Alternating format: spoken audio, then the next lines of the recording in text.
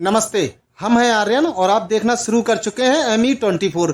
17 अगस्त 2025 की सुबह गुरुग्राम के सेक्टर 56 में स्थित मशहूर यूट्यूबर और बिग बॉस OTT विजेता एल्विस यादव के घर पर एक सनसनीखेज फायरिंग की घटना सामने आई है। सीसीटीवी फुटेज में 3 नकाबपोश बदमाशों को बाइक पर आते और घर पर ताबड़तोड़ गोलियां चलाते हुए देखा गया। ये मामला सुबह 5:30 से 6 बजे के बीच हुआ, जब क्षेत्र में सन्नाटा था। पुलिस के अनुसार इस हमले में 12 से 30 गोलियां चलाई गई हैं, जो घर के निचले और पहले तल पर लगी हैं।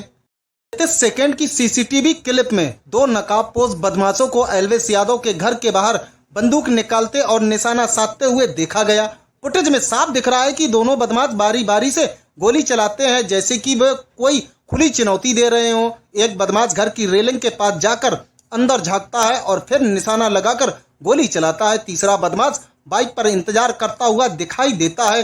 गोलियां चलाने के बाद तीनों बदमाश इस हमले के बाद एक चौंकाने वाला खुलासा हुआ, जब भाव गैंग ने सोशल मीडिया पर एक पोस्ट के जरिए फायरिंग की जिम्मेदारी ली।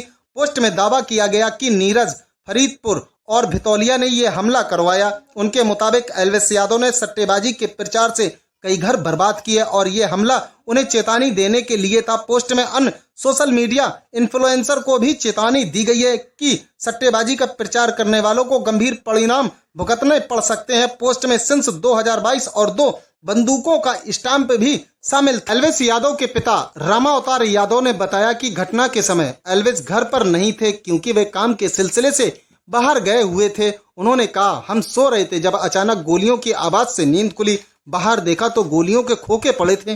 सीसीटीवी फुटेज में 3 नकाबपोश दिखे, जिनमें से 2 ने फायरिंग की। हमें कोई धमकी नहीं मिली थी, ना ही हमारी किसी से दुश्मनी है। उन्होंने पुलिस की कार्रवाई पर भरोसा जताया और कहा कि जांच चल रही है। घटना की सूचना मिलते ही गुरुग्राम पुलिस और फॉरेंसिक टीमें मौके पर पहुंची। पुलिस के प्रवक्ता संदीप कुमार ने बताया कि हमले में कोई हताहत नहीं हुआ और एल्विस के परिवार के सदस्य, उनके ऑफिस सहयोगी और केयर टेकर घर में मौजूद थे। पुलिस ने सीसीटीवी फुटेज की जांच शुरू कर दी और आसपास के लोगों से पूछताछ कर रही है। एक वरिष्ठ पुलिस अधिकारी विनोद कुमार ने कहा, हम हर पहलू से जांच कर रहे हैं। फॉरेंसिक साक्ष्य इकट्ठा किए गए हैं और जल्द ही परिवार की शिकायत के आधार पर FIR दर्ज की जाएगी। भाव गैंग का नाम इससे पहले भी रैपर राहुल फाजिलपुरिया के खिलाफ हमले में सामने आया था। पुलिस सूत्रों के अनुसार ये गैंग संगठित अपराध में शामिल है और इसे डराने धमकाने की रणनीति के लिए जाना जाता है। इस घटना को भी पुलिस उसी दिशा में जांच कर रही है। हालांकि अभी तक हमलावरों की पहचान नहीं हो पाई है। गनीमत रही कि इस हमले में कोई घायल नहीं हुआ। एल्विस के परिवार और घर में मौजूद अन्य लोग सुरक्षित हैं। हालांकि इस घटना ने गुरुग्राम में कानून व्यवस्था और सुरक्षा व्यवस्था पर सवाल उठाए हैं। खुलेआम इतनी बड़ी फायरिंग की घटना ने स्थानीय लोगों में दहशत पैदा कर दी है। सीसीटीवी फुटेज में बदमाशों का बेखौफ अंदाज साफ दिखता है, जो बिना किसी डर के गोलियां चलाते हैं और फिर आराम से फरार हो जाते हैं। एल्विस यादव पहले भी कई विवादों में रहे हैं। 2023 में उन पर सांप के जहर को रैप पार्टियों में नशीले पदार्थ के रूप में इस्तेमाल करने का आरोप लगा था, जिसके चलते नोएडा पुलिस ने उन्हें गिरफ्तार किया था। इसके अलावा प्रवर्तन निदेशालय ED ने मनी लॉन्ड्रिंग रोकथाम अधिनियम के तहत उनकी जांच की थी। हालांकि इस हमले में उनके पिछले विवादों से कोई सीधा संबंध सामने नहीं आया है।